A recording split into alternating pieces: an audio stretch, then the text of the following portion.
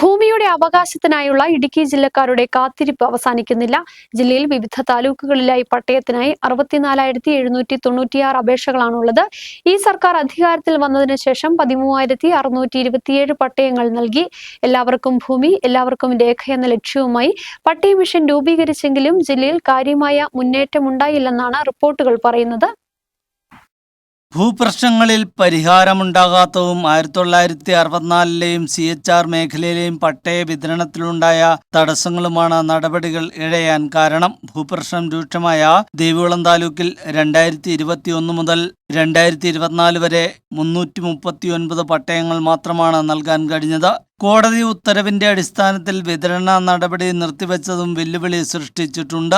2021 മുതൽ 2024 വരെ താലൂക്കിൽ മറയൂരിൽ 26, കുഞ്ചിത്തണ്ണി 122, ആനവിരട്ടി 51, മന്നാങ്കണ്ടം 33, കാന്തല്ലൂർ 8, വെള്ളത്തൂവൽ 84, പള്ളിവാസൽ 8 എന്നിങ്ങനെയാണ് വില്ലേജുകളിൽ പട്ടയം നൽകിയത്.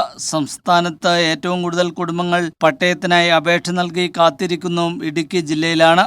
ഏറ്റവും കൂടുതൽ പേർ പട്ടയത്തിന് കാത്തിരിക്കുന്ന ഉടുമ്പൻചോല താലൂക്കിലുമാണ്. 19,869 പേർ. വർഷങ്ങളായി വനം വകുപ്പിന്റെ തടസ്സവാദങ്ങൾ മൂലം പ്രതിസന്ധി നേരിടുന്ന കർഷകർക്ക് അല്പമെങ്കിലും ആശ്വാസമാകുമായിരുന്ന പട്ടയ നടപടികളാണ് എങ്ങുമെത്താതെ വർഷങ്ങളായി ഇഴഞ്ഞു നീങ്ങുന്നത്.